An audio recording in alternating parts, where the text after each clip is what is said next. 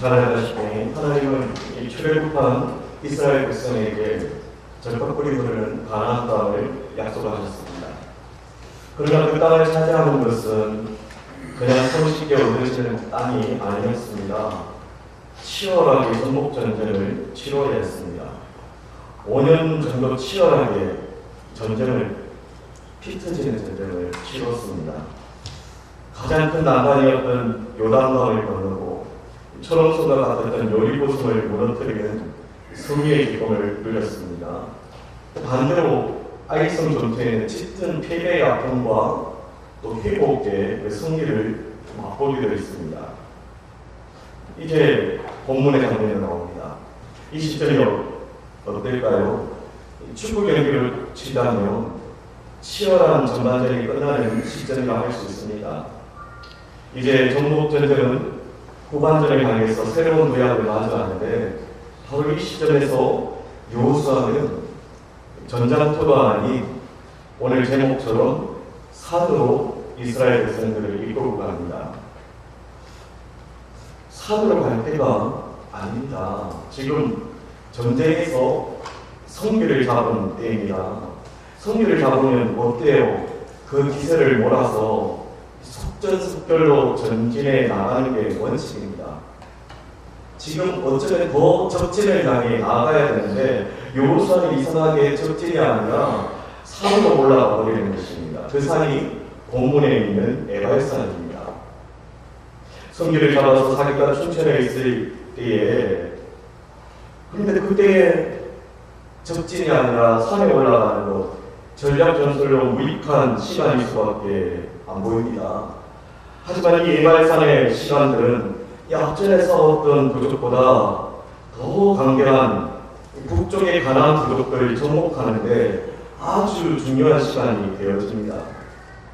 전반기 리그를 끝내고 후반기 리그를 잘 해나갈 수 있는 마스터키를 제공하는 가나안 전국 전쟁에 있어서 아주 중요한 시간이 되어집니다.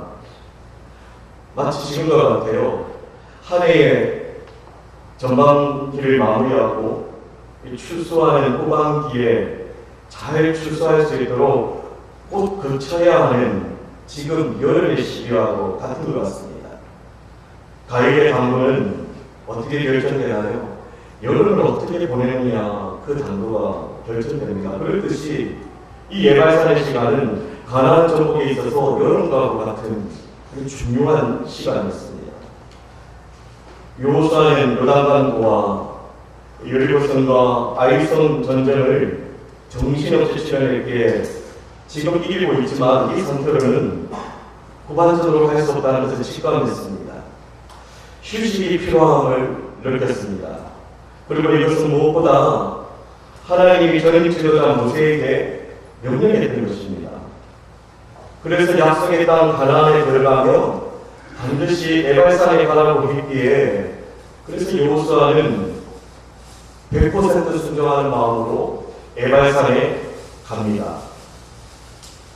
그러면 왜 하나님께서 이 하프타임의 중요한 시기에 이스라엘 백성들을 에발산으로 부르시는 것일까요?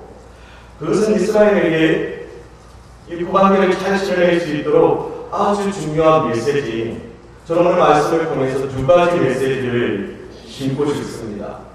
하나님은 이 에발산에서 메시지를 심어줍니다. 강력한 메시지. 마치 하프타임에 라프룸에서 선수들을 잠시 쉬게 하면서 그냥 쉬나요? 감독은 그때 열을 냅니다. 후반전에 승리할 수 있도록 온 힘을 다해 전술을 쏟아내는 그 감독처럼 하나님은 에발산에서 쏟아냅니다. 이스라엘 백성, 자기 백성 이스라엘 백성에게 어떤 메시지요? 의미심장한 메시지를 쏟아내고 심어주고 있습니다. 에발산에 드려진 예배를 통해 하나님께서는 크게 두 가지 메시지를 주는 것을 살펴볼 수 있는데 그 첫 번째는 우리의 시간을 하나님 중심으로 드리라는 것입니다. 한번 보게 되볼까요? 하나님 중심. 하나님 중심. 예배를 드리기 위해 여호수아는 먼저 제단을 율법에 기록한 대로 제단을 쌓았습니다. 율법이 기록한 대로 에발산에서 제단을 쌓았는데 오늘 말씀을 보면 하나님은 특별한 조건을 갑니다. 제단의 돌을 어떻게 하라고 그냥 제단 쌓아라는 것이 아니라 하나님은 락그론의 그 감독처럼 아주 구체적으로 전략 전술을 지시합니다. 그냥 제단의 돌이 아니라 보세요. 새 연장으로 다듬지 않는 자연석 새 돌로 달을 쌓아라. 31절 말씀입니다. 우리 31절 말씀을 다 같이 봉독하도록 하겠습니다. 이는 여호와의 종 모세가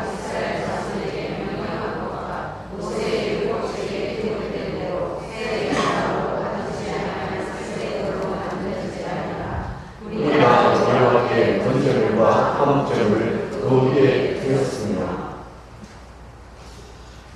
당시 하나님을 사랑하니 가나안 족속들, 이방 족속들은 자신의 신에게 제사 드리기 위해 어떤 제단을 쌓았냐면 사람의 기교로 잘 다듬을 진 돌로 제단을 쌓았습니다. 근데 하나님은 그것과 반대를 원하는 것입니다. 그냥 제단을 쌓아라는 것이 아니라 인간의 손에 가공되지 않는 자연적 제단을 쌓아라. 그렇게 명령하는 것입니다. 무엇을 의미하나요? 하나님이 결코 인간의 손으로 조종되거나 해석될 수 있는 존재가 아니라는 것입니다. 또 한 가지 중요한 게 있습니다. 다듬지 않는 자연스러운 투박스럽고 보잘것없어 보이지만 순수하죠.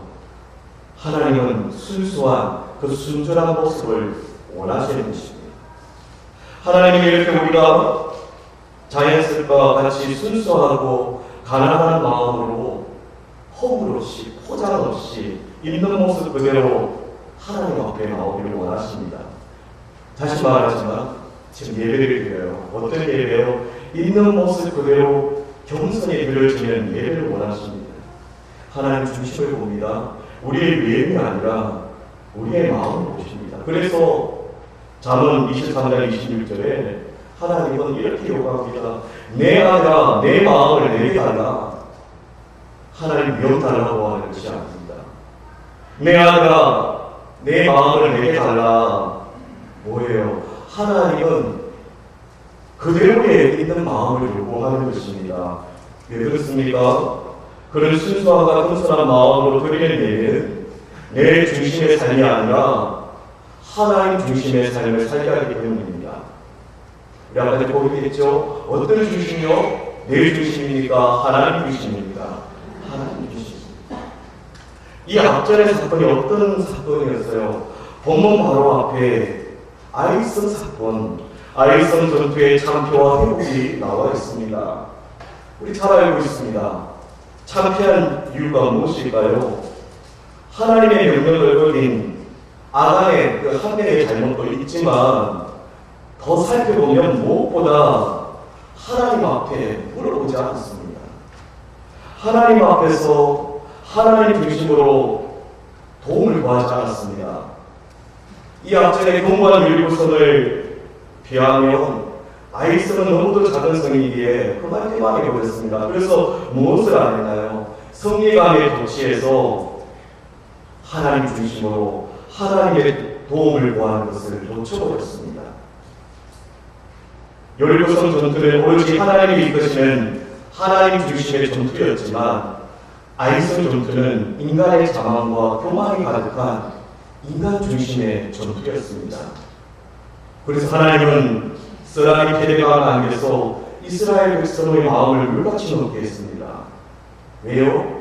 우리의 마음이 물같이 녹아질 때 하나님을 알게 되고 하나님 중심으로 바뀝니다. 그래서 철저히 자기 앞에 겸손히 낮아지게 만드시고 오직 하나님 중심만이 성리의 원천임을 분명히 믿게 만드셨습니다.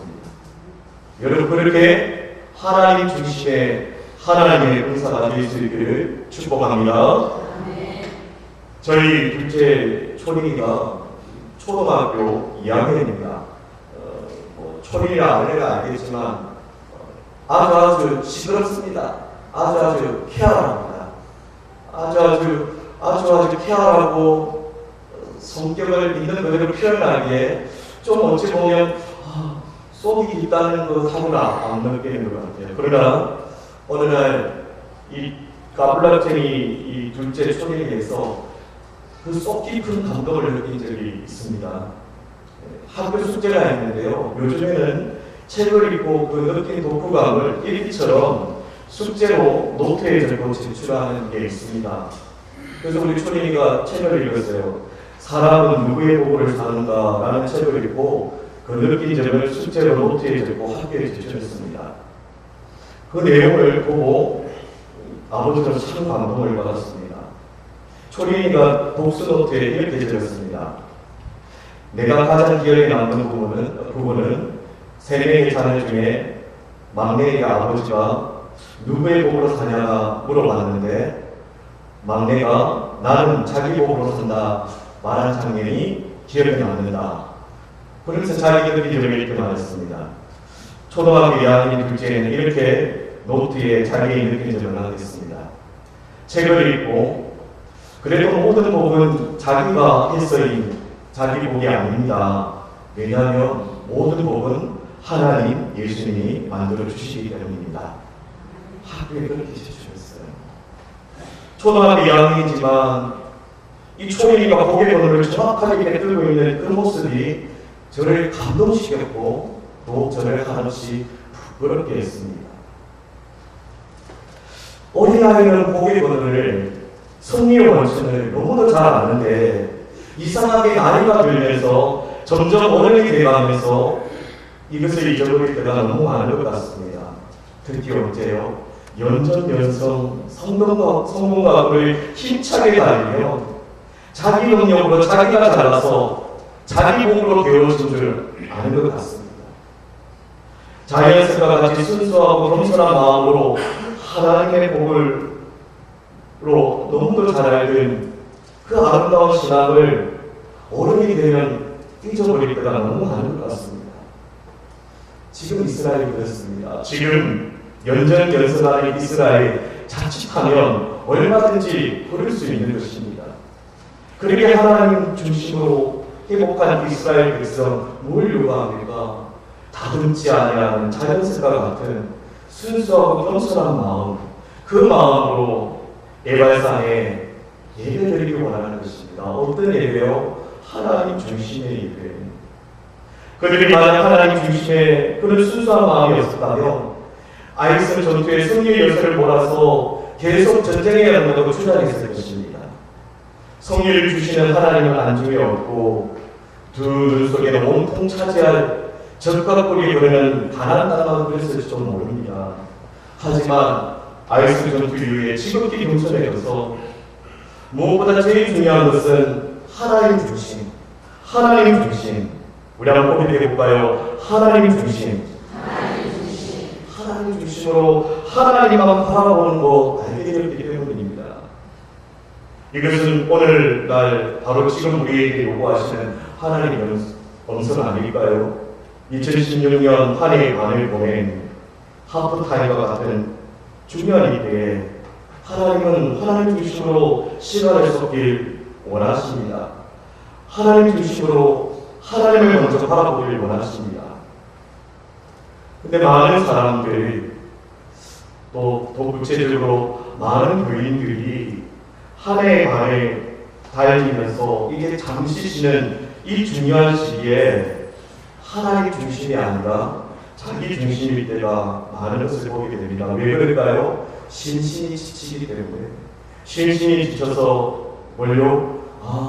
이제 재충전해야 된다. 무더위 때문에 휴식을 취해야 된다. 근데 그 재충전과 그 휴식이 지극히 자기 중심으로 빠질 경우가 많다는 것입니다. 어때요? 하나님 말씀보다는 시원하게 펼쳐진 휴양지가 자신의 지친 심신을 재충전할 것 같이 여길 때가 많다는 것입니다. 두 눈에 하나님 말씀이 아니라 두 눈에 절각골이 흐르는 가난과 같은 새하얀 백사장과 푸르른 살과 꿀들로 온통 채우려고 하는 그런 모습이 저에게도 있고 여러분에게는 있지 않습니까? 하지만 하나님은 이 중요한 시기에 하나님 중심으로 채우기를 원하십니다.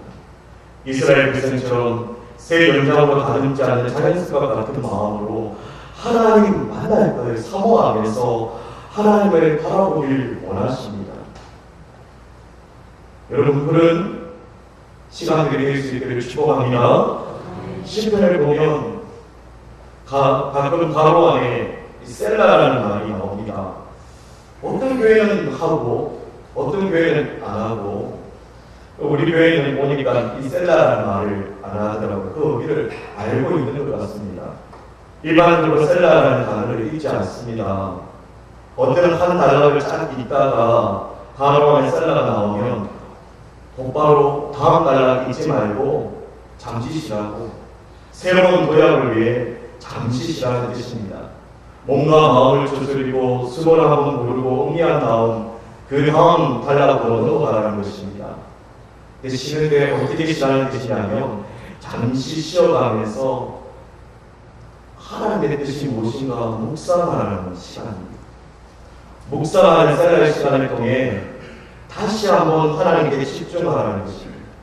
시편이죠. 긴 시 속에 시를 읽다가 혹 하나님을 보는 초점이 흐려졌다면 잠시 쉬면서 묵상하면서 다시 하나님께 초점을 맞추는 것, 다시 온전히 마음을 하나님께 집중하는 것, 그게 셀라인 것입니다. 하나님은 올해 중반에 지나고 있는 이 시기가 셀라의 시간이 되길 원하십니다. 자연스가 같은 마음으로 하나님을 묵상하면서 우리 마음을 하나님 중심으로 집중하는 셀라의 시기가 되길 원합니다. 사랑하는 성도 여러분, 올해 가장 중요한 이 시기를 연장으로 다듬지 않는 자연스가 같은 하나님 중심의 마음으로 하나님과 귀한 만남의 은혜의 시간이 되어질 수 있길 주님의 이름으로 축복합니다. 에바산에 드려지는 하나님의 두 번째 메시지가 있습니다. 그것은 우리의 시간을 말씀 중심으로 드려야 한다는 것입니다. 우리 다시 한번 보게 보겠습니다. 말씀 중심. 지금 마음과 예배 드리고 있습니다. 예배는요, 하나님 중심과 무슨 중심입니까? 말씀 중심입니다. 이스라엘 백성들 에바산에서 단을 쌓고 하나님께 예배 드린 후에 무엇을 하고 있나요? 오늘 본문에 보면 예배 드린 후에 돌에다 글을 새깁니다. 그 글이 뭔가요? 율법입니다. 하나님의 말씀입니다. 예배 드리고 하나님의 말씀을 지금 돌 위에 새기는 것입니다. 그런데 지금 이스라엘 백성들이 지금 어떤 상태입니까? 피곤해도 너무 피곤한 상태입니다. 왜요? 지금까지 쉼없이 싸웠습니다. 쉴 새 없이 피 흘리는 치열한 전쟁을 하면서 지쳐 있어요. 몸과 마음이 지쳐 있습니다. 그런 피곤한 상황에서 여러분 드린다면 어떨까요? 나그란 마음이 들지 않겠어요? 근데 예배를 드리면서 어떤 마음이 들까요? 어떤 마음이 강하게 들까요? 얼른 예배 마치고 좀 푹 좀 쉬었으면 하는 생각이 강하게 들 것입니다. 근데요, 이스라엘이 가장 피곤한 이 시기에 예배를 드리고 이후에 쉬고 있습니까? 아닙니다. 무엇을 하고 있나요? 돌에 글을 새기고 있습니다.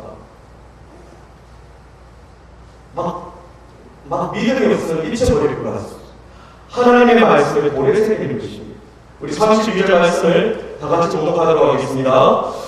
여호수아가 거기서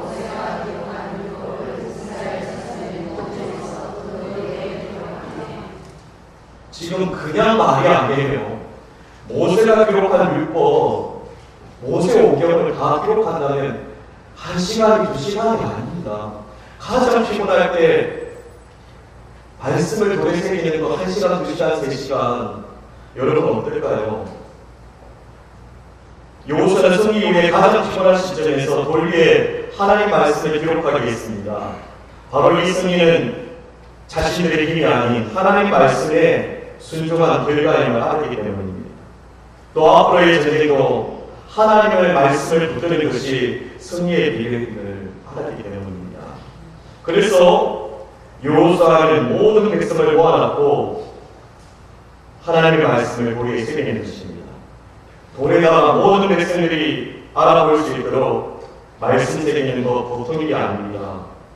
모세 율법 전체를 돌에 기억했으니 다시 말합니다. 엄청난 노력뿐만 아니라 엄청난 시간이 들었습니다. 무엇입니까? 아무리 시간이 걸리고 힘이 들어도 우리가 항상 쉬지 말고 힘써야 하는 것은 무엇을 새기는 거요? 우리의 마음 안에 하나님 말씀을 새기는 것입니다.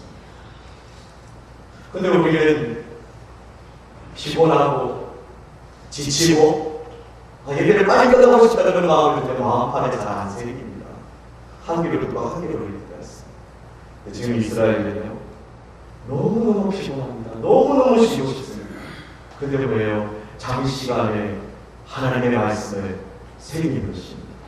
바로 우리 마음판에 하나님의 말씀을 새기는 것입니다. 시편 37편 32절에 그 마음에는 하나님의 법이 있으니 그 글에 실족함이 없으리로다. 마음판에 하나님의 말씀을 새기는 자는 실족함이 없다는 것입니다.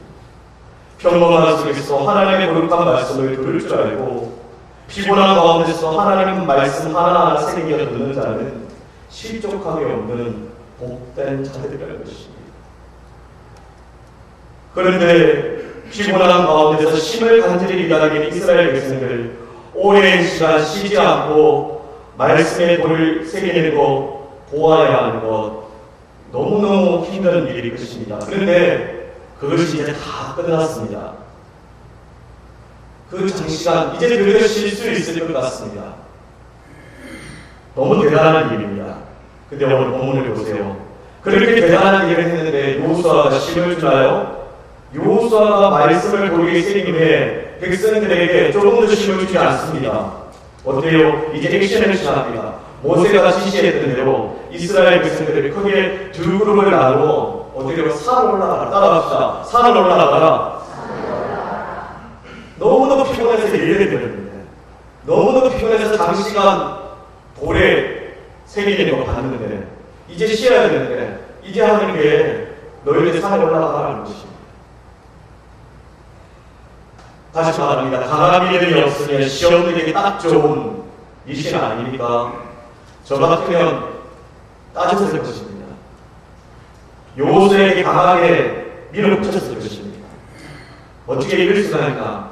근데 더 크게 여호수아는 하나님께서 여호수아는 강하게 밀어붙였습니다. 어떻게 산에 올라가라고 6지파, 12지파에서 6지파는 저 북쪽의 에발산에, 나머지 6지파는 남쪽 거신산에 산에 올라가면서 설하고 있습니다. 그리고 북쪽과 남쪽 이 두 사이에 이 골짜기에, 그 골짜기에 세긴 골짜기입니다. 그 세긴 골짜기에 무엇을 하냐? 제사장과 레위인들을 보냅니다. 왜 보낼까요? 그 골짜기에 하나님의 인재를 상징하는 언약궤를 들으라 되어 있습니다. 지금 산 꼭대기에서 골짜기를 보면 무엇을 보나요? 하나님의 인재를 상징하는 무엇을 보게 되나요? 언약궤를 볼 수 있습니다. 지금 예배를 다 드립니다. 말씀을 마음판에 새깁니다. 쉼없이 이제 산에 올라가 하나님의 인재를 상징하는 언약궤를 바라보러 갑니다. 그러면서 무엇을 선포하나요? 언약궤를 바라보면서 하나님의 말씀을 선포합니다. 여호수아가 하나님이 주신 축복과 저주의 율법을 지금 큰 소리로 낭독하고 있습니다.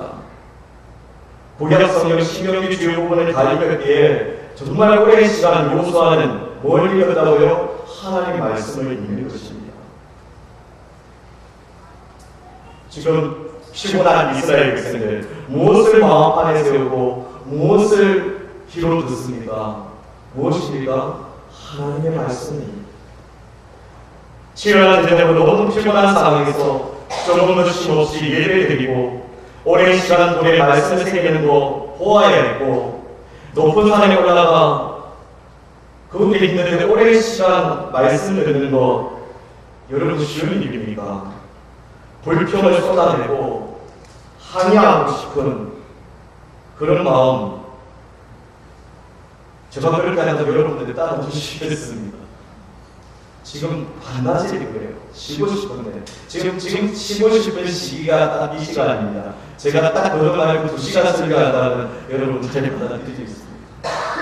지금 피곤해서 쉬고 싶은데 지금 거의 하루 종일 오늘 다 되는 상황입니다. 그런데 여러분 그 누구도 이스라엘 백성은 그 누구도 딴짓하지 않습니다. 이스라엘 백성은 그 누구도 불평하지 않습니다. 오로지 하나님의 인재를 상징하는 그 은약계를 바라보면서 감동하고 있습니다. 하나님의 그 말씀에 집중하면서 하나님 말씀으로 감동하고 있습니다. 아무리 피곤하더라도 하나님 말씀 함부로 가감하며 듣지 않습니다. 감히 피곤하다는 이유로 하나님의 말씀을 내 입맛대로 함부로 취사선택하며 듣지 않습니다. 조는 자 한 명도 없습니다. 마치 말씀을 들으면서 피곤을 해소하는 것 같아 더 말씀에 집중하는 모습인 것 같습니다. 여러분, 어떻게 이럴 수가 있나요? 그것은 그들이 하나님 말씀을 듣는 게 최고의 가치를 부여했기 때문입니다. 이처럼 우리가 정말 우리의 최고의 가치를 부여하는 것이 하나님의 말씀일 수 있기를 축복합니다. 그 하나님 말씀 듣는 게 우리도 정신차리겠으면 좋겠습니다. 하나님 말씀 들을 시간 없을 만큼 바빠서는 안 된다는 것입니다. 그것은 차에 몰고 다니는 거 바빠서 기름 넣을 시간이 없다는 거와 마찬가지입니다. 얘기치 못한 뒤에 찾아서 버리는 것처럼 나 바빠서 하나님 말씀 들을 시간 없어. 그러면 영혼이 우리의 영혼이 고갈되어 멈춰버립니다. 올해 가장 중요한 게 하프타임에 어쩌면 나는 무도이기 때문에 나는 너무 내 전반기가 이 상반기가 찌긋찌긋하니까 나는 너무 피곤해. 그래서 하나님 말씀 안 듣는다면 우리의 영혼은 멈춰버릴 것입니다. 중요한 것은 따라합시다. 이때가 하나님 말씀입니다. 믿습니까? 바로 이때 여러분 하나님 말씀에 최고의 가치를 부여하면서 집중하면서 하나님 말씀을 마음에 담고 마음판에 새길 수 있기를 바랍니다. 이스라엘 백성들은 그날 하나님 말씀 하나하나 모든 신경을 집중해서 들었습니다. 이스라엘이 이처럼 말씀을 집중했기에 앞으로 전개될 가나안 전복 전쟁에 다시는 아이성의 패배와 같은 수치를 당하지 않고 연전연승하게 됩니다. 이렇게 하나님 말씀을 듣는 게 최고의 가치를 부여해서 하나님의 말씀에 집중한다면 결실의 시기인 이 하반기에 우리 하나님 풍성한 결실을 맺게 될 줄 믿습니다. 사랑하는 저는 말씀을 부지런히 마음에 담고 부지런히 마음 안에 새겨서 말씀으로 참된 영적인 몸을 경험하며 연전연승할 수 있길 주님의 이름으로 축복합니다. 이제 말씀을 맺겠습니다. 이렇게 예배를 통한 하나님의 분명한 메시지가 심겨져 있는 이 예발산. 근데 이 산이 어떤 산인지 아십니까? 이 산은 저주를 선포했던 산입니다. 신명기 11장 29절에 모세는 이스라엘 백성들을 향해 너는 거기 시판산에서 축복을 선포하고 에발산에서 저주를 선포하라고. 에발산은 저주를 선포하는 산으로 지정된 것입니다. 그런데 하나님 왜 하필이면 축복을 선포했던 거리신산이 아니라 저주의 산으로 지명되었던 그 저주스러운 이 에발산에서 제단을 쌓으라고 명했을까요? 그것은 아마도 하나님의 놀라운 은혜를 기념하고 했을 것입니다. 하나님의 놀라운 은혜가 뭘까요? 변화시키고 살리는 은혜입니다. 우리 이민족 이 땅을 보더라도 그렇지 않습니까? 100년 전만 해도 우리나라 삼천리 곳곳은 조주였습니다. 어떤 땅이었습니까? 귀신들이 섬기며 선악강 장성들로 저주받은 곳이었습니다. 송교사님이 이 땅을 바라보면서 기도했던 건데요. 주님, 이 조선은 캄캄한 악어의 땅입니다. 이 조선은 조주스러운 땅입니다. 우상과 운빛과 악이 성행했던 우리나라가 마치 저주의 땅 에발산과 같았습니다. 그런데 하나님 은혜를 베푸셨습니다. 복음이 이 땅에 들어왔고 이 땅은 하나님이 축복의 땅으로 되었습니다. 이처럼 하나님이 초대하셔서 만나주시는 바로 그것이 이제는 더 이상 저주의 장소가 아니라 축복의 장소라는 것입니다. 하나님은 바로 우리가 거주하는 곳이 에발산과 같이 예배로 통해 조수스러운 곳이 축복의 터전이 되기를 바라는 것입니다.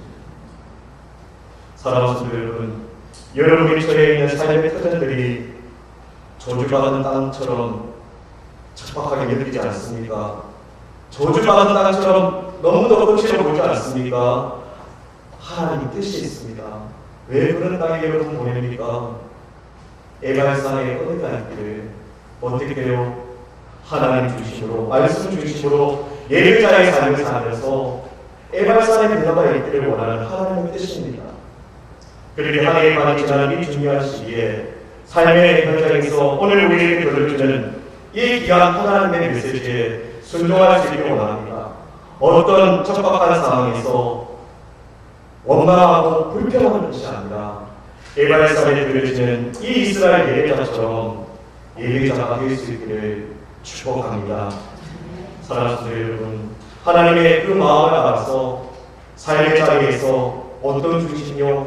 하나님 중심, 말씀 중심의 예배자로서 능하신 하나님, 형통의 하나님, 은혜의 하나님을 풍성히 보여줄 수 있게 주님의 이름으로 축복합니다.